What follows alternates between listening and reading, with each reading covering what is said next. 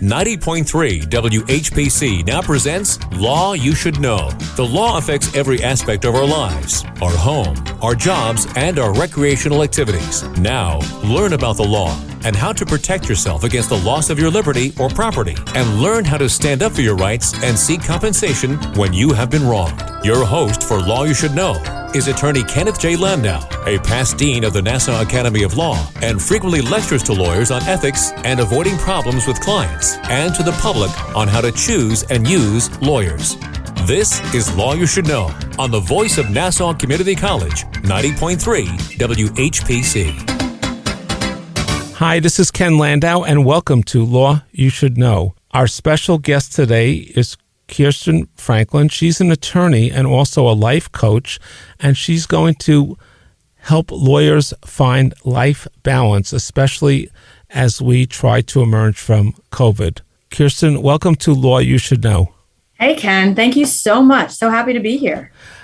I know that you started out as a lawyer, and now you've evolved to working with lawyers and helping us to resolve these life balance issues, which are tougher than ever.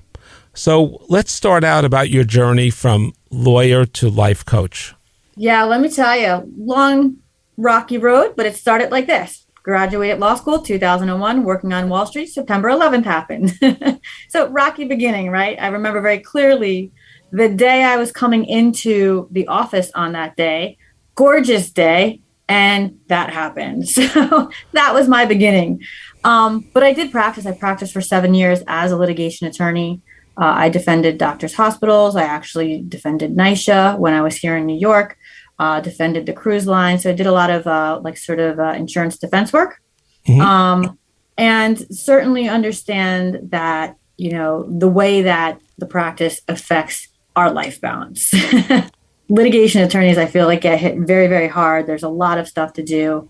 And, obviously the practices are still, for a majority of people, running on billable hours. So tough place to be. And those billable hours, especially the amount of billable hours, does that take a toll on the worker bees at the law firms? Oh, absolutely. Absolutely. And if you look at the history there, back in, I think, 2004, on average, people were billing about 2,400 hours. In 2018, which was the last time that they recorded, and the average attorney, remember all different practice areas doing different things, but we're 49.6 hours a week. That's the billed hour time. Like, what about everything you do off those hours, right? So it's a hard practice. And so is that making life worse for lawyers? And is that, in the long run, is that helping law firms or their clients? Yeah, so I think, in my super non-professional opinion, there's multiple things going on here, right? There is the fact that there's a certain culture going on in most law firms that needs to change, and that is dragging them into a certain lifestyle culture. When I happen to also own a legal recruiting company called Career Strategist, and we recruit law partners that do about $5 million in business or more. But we definitely get to see the layout of the land. And it's like, we call them face firms. So there are certain types of law firms, which have been blown up thanks to COVID, that they would require you to sort of be in person, right? They didn't get that you could be getting stuff done and being highly productive outside of the office. So that was a stressor back then. There's a lot of different things that come into play, but absolutely the billable hours, right? Look at it on two sides. You need a certain sustainability in income to sustain that firm and its practice and its marketing. But you also need happy, healthy people to take care of things at a very high level. So can there be a balance? Can the attorney say, I'll take a little less money to work some fewer hours because I have other interests, or I need to relax, or I have a family? Sure. And let's be fair, it depends on where you are, right? If you're at a small firm and it's not even about the billable hours, they just kind of know what the work's going on and you have a lot to do, that's one thing. If you're at a larger firm and they have that minimum billable requirement, that's their minimum billable. You don't have to hit that. That number's typically put there so that if you're making a bonus, right? But take who we are as people. Lawyers are highly competitive. We're not the type to say, hey, here's the milestone, but I'm not going to go for it. just because I'm going to be happy instead. Like, that's not in our nature. And likewise, they're not going to turn down the idea of a bonus. You want to get that bonus, even if you're already making a lot of money. Right. Like, why would you miss it by just, easing off on a few hours? It almost feels loserish, right? Like, almost like, what? I did all that. I'm going to give up my sleep and any outside activity. But is that a bad thing in the long run? Is taking less time? Focusing on getting as many billable hours as possible done, getting that bonus, getting those big bucks. What are the different outcomes at the end of that scenario? Yeah, I mean, ultimately, there's definitely better models than billable hours that can have healthier, happier people.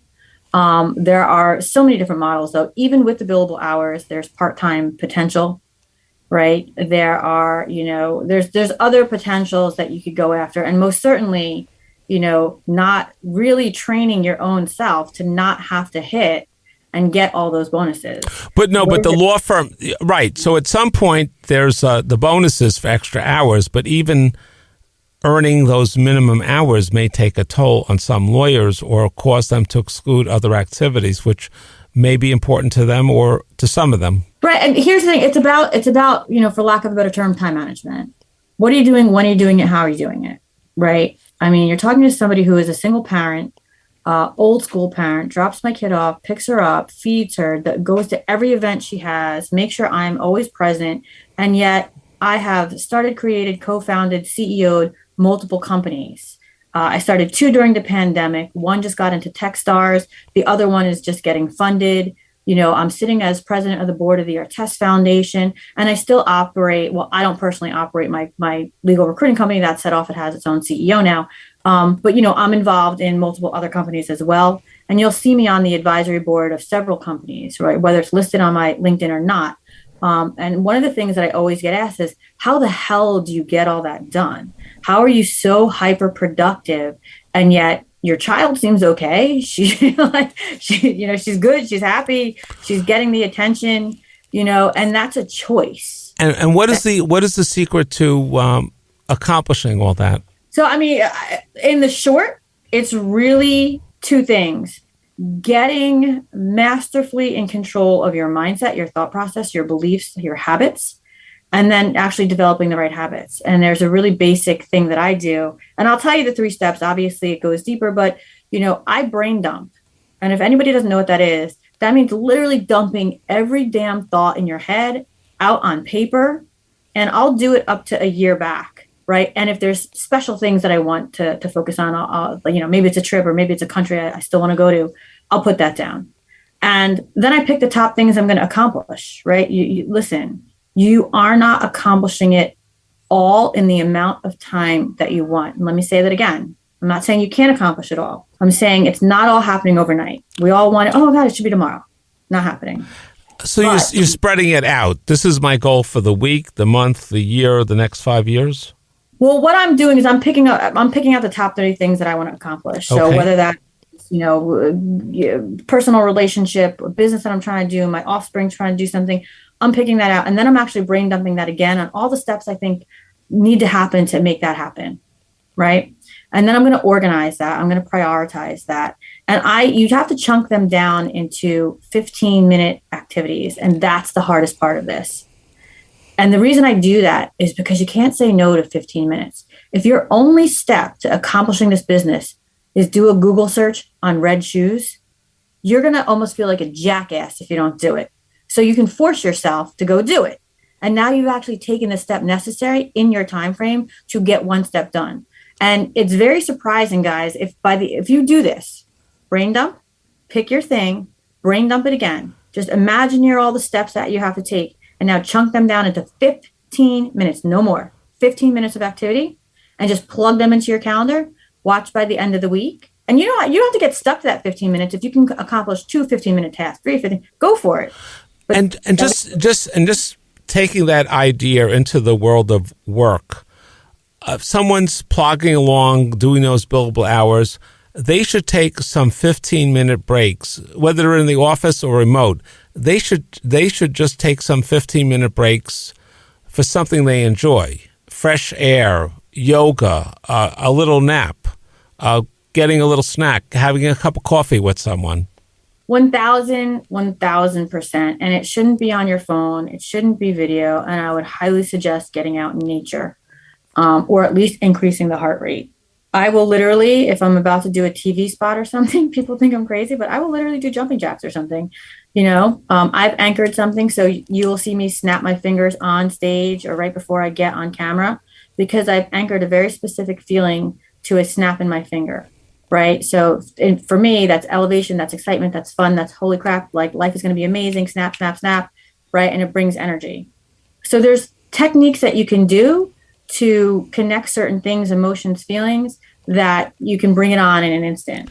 And this, whatever a person does, it might recharge their brain or recharge their batteries or give them a chance to relax, or a little distraction or diversion from the law or whatever the task at hand is. And when they come back from that, they'll have renewed energy. They may have a fresher approach to solving that problem or working on that brief. Yes, that's fact. That has been studied, that taking those breaks, even though in that moment when you think you're in flow and you're going to just, finish it and do whatever, forcibly taking that break has actually proven that you become more focused on your turn. Okay, I would like to remind our listeners that we're talking with Kirsten Franklin, and we're talking about a work-life balance for lawyers and how to reduce your stress and have greater success. And I'm going to ask you for some more ideas on that in a moment. And you're listening to Law You Should Know here on 90.3 WHPC, the voice of Nassau Community College in Garden City, Long Island. And you can also listen to this show as a podcast at edccradio.org.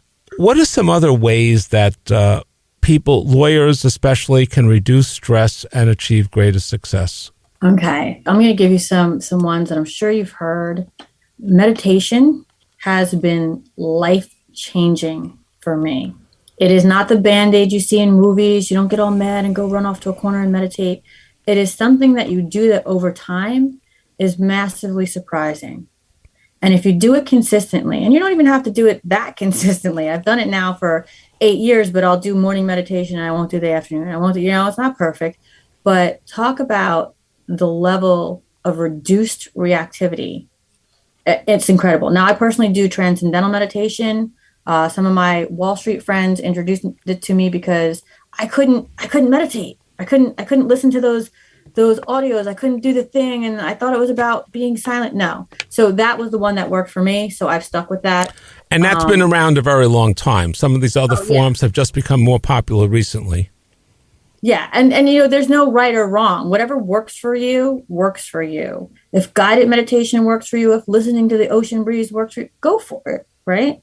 Another practice that I use is mindfulness. And it's not as crazy and big as people think it is. If you're standing waiting for the train, stop in your tracks and literally feel yourself in your body. What are you hearing?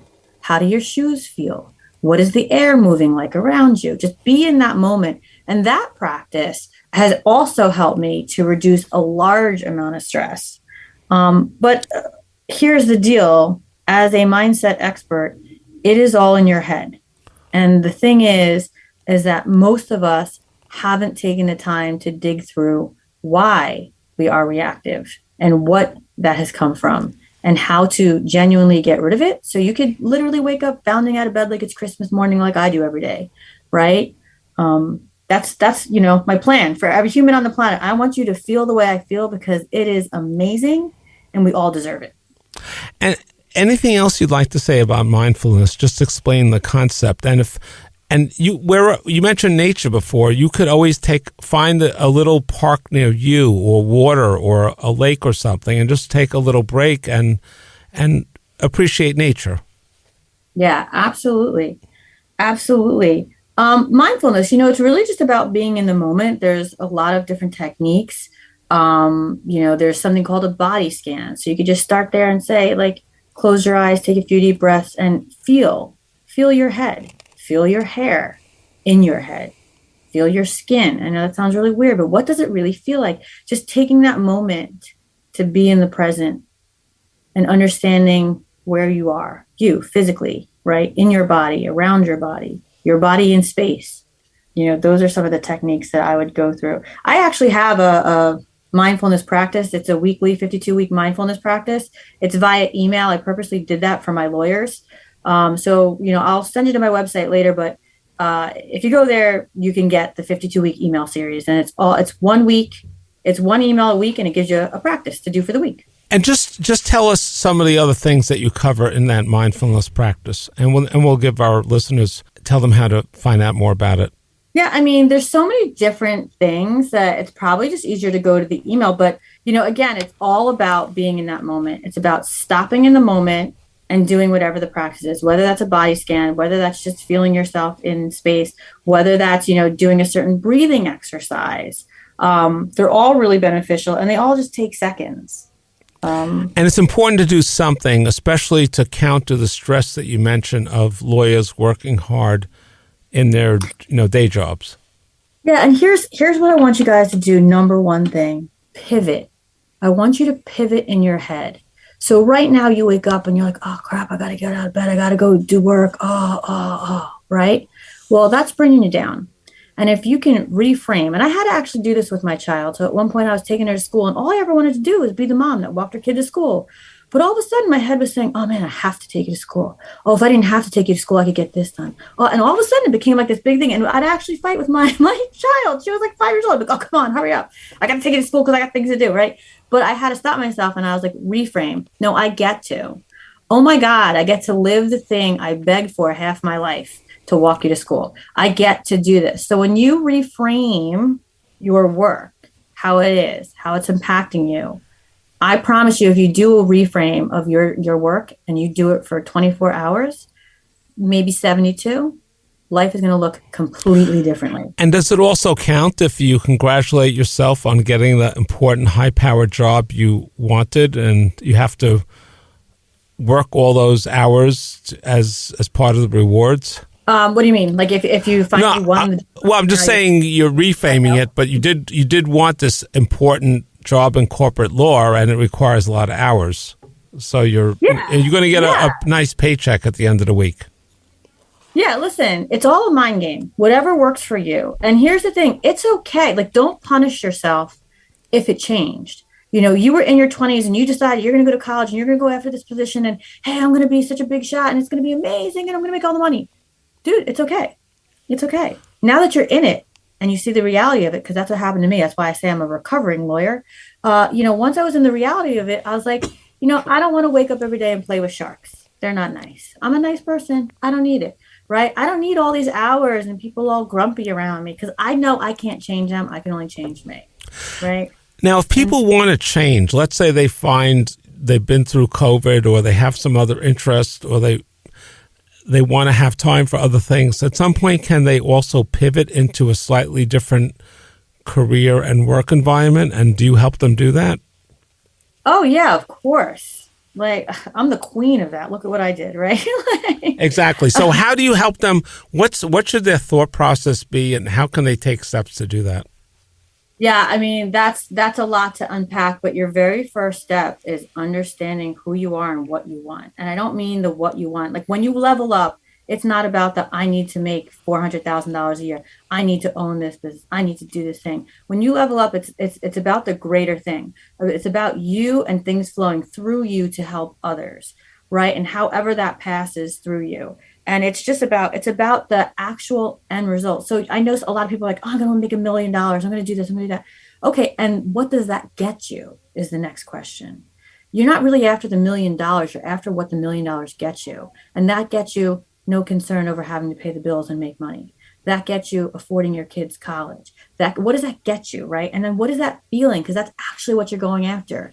It's peace. It's joy. It's ease. But aside from if you want more control over your time, is there a way to look at it in terms of what a reduced workload will get you, whether it's more time for yoga or meditation or doing something with a kid? If you went from an 80-hour work week to a 60-hour work week or to a 40-hour work week, do you view that differently? Yeah, here's what I'm going to tell you. If you just do it, like you just reduce it, I'm going to tell you, you're going to feel like, and I'm going to tell you why, because you didn't change you. It's the same you doing less hours at work. But if you make the decision of how you're going to spend that time, being very intentional and consistent, and you're committed that even though you're reducing those 20 hours there, you're going to spend an extra 5 hours, cycling. Do it. Right. Like it's the same you. So there's a lot of mental, emotional work that has to go on to make that 20-hour reduction truly beneficial. As you know, it's like it's New Year's Eve. Oh, I'm going to go work out. I'm going to be awesome. I'm going to be, a rock star by summer. Yeah. Okay. Month one. Month two, you're done, right? Month three, you're still because you didn't make the mental pivot necessary to make going and working out easy. And that's the key. So it's important to take that first step and do it, and then make sure you do it for a regular period of time till it becomes a habit? No, I think the first step is to make sure you're in the right mental place and your thought process is correct, because then the habit comes with ease. And does it help to do it with a workout buddy or a friend or a work colleague? Yeah, that's individual. If you're somebody who gets motivated and joyful and you have a partner in crime, so to speak, go for it. If you're someone who's more, of a solitude person and can make your own milestones and would rather not, then go for that too, right? I think it's individual. Okay, and let's. I know one of the things that people consult with you about is the idea of perfectionism. Is that good or bad, or what are some other options with it? Yeah. So if you guys have a really, really strong perfectionism thing where you can't pull the trigger or you start procrastinating or something else, I want you to realize something, that historically in your life, you had a black and white thinker. You had this is right, this is wrong. And it was very impactful, maybe even abusive. Like you didn't sweep the floor right and you got in physical trouble for that, right? Or, you can't color within the lines, or maybe you were like embarrassed, like you were up to speak when you were like 3, 4, 5 and something happened and it was very impactful. That's where perfectionism comes from. I've done this long enough to know that. And so understanding that perception, it becomes almost life or death. Like, oh, if I don't get this right, it's going to feel like death. I'm going to, it has to be right. And that's where it comes from. And so, when you have that, there's a lot of, simple things that we go over to help eliminate that. But moving on from that is massively important. I work in the startup world. There is no perfect. Like there's a try and let's see what happens. And a lot of pivots and recovery and fails, right? And so, progress takes that. Progress takes the ability to take the risk and be subject to failure. And it's not a bad word. And what other suggestions you have for someone who's trying to pivot a little bit or pivot a lot to, to get to a different normal and achieve a little greater balance? Yeah, again, it starts in your head. What do you want life to look like? What's the happy end result? That's what I like to say, happy end result, right? So what is the happy end result? Why do you think that's your happy end result? Guys, a lot of us went to law school. That wasn't our plan. We didn't even want it. Right? Why? And many people didn't have a plan for after law school, or the plan changed along the way. So so talk about that, how to change your plan, how to come up with a plan B or C. Yeah. And, again, it's what is the happy end result? What do you want life to look like? Why do you think it should look like that? Where did that come from? Did that come from you, your parents, society, religion? Like, why do you believe that's the way it's supposed to look? Dig into that. Again, no right or wrong. It just is. And understand what you really want. And then once you really locked onto that and understand what it is you really want, why that's your ideal and you're good to keep it that way, that's when you can start to shift and say, well, what is my thinking? Why does my life not look like this? Okay, I'm a lawyer. I work pretty much 90 hours a week. I sleep 3 hours a night, right? And that's when, what you're talking about is look into that shift. What can you do? Do you reduce hours? And what would you do with reduced hours, right? That's what I would start to do. And then, of course, is that even what you want, right? I promise you, post-COVID, there's going to be a mass exodus from law firms, especially with millennials being lawyers. It's not worth it. It's not worth the headache. Now, there's always going to be the select few that want to absolutely go for it and do that. And that is their state of being. And when you say the headache, you mean the responsibility, the number of hours, the rigid situation? Yeah, the whole thing, the whole old school hierarchy. You have to do XYZ in order to get here, which is kind of BS, right? The whole system. If it doesn't change, and I talk to law firms about this all the time, if it doesn't change, you're going to lose out. And thank God for COVID, And what will these disgruntled lawyers go on to do? What can they go on to do? What should they go on to do? Here's the thing. Anything. And what are some good skills, aside from opening an ice cream shop, what are some good transitions for lawyers where they can use that lawyer brain and that lawyer education? Oh my God, it comes in handy all the time. The ability to read and understand the legalese and contracts, the ability to know, the impact of you signing on that line. Because, the average person might say, oh, it's okay, we know each other. It doesn't have to say that in there. We know better, right? Like, we know better. You will fall back on your skills as a lawyer, and you can leverage them. There are board positions. There are so many. It's just, look, find your passion and then figure it out. And I don't mean find your, listen, you might love eating pizza. I love eating pizza. Does that mean I own a pizza shop? No, but maybe I invest in one. I have no idea what that might look for you, right? But it definitely has to raise the vibes. And tell us what information is available on your website. And just give us your website again. Yeah, sure. So it's just my name, KirstenFranklin.com. So it's just www.KirstenFranklin.com. On there, you can get a free PDF, the 6 Daily Habits to Change the Trajectory of Your Life. So we're speaking about that here. And you'll also get a link to my free Facebook group where we go in all the time talking about this stuff, which is a really great place for you if you are thinking and considering of options, whether that's just how to reduce the stress or maybe even looking for something outside, the traditional legal practice. We're all there and talking about it all the time. And what final advice do you have for do's and don'ts?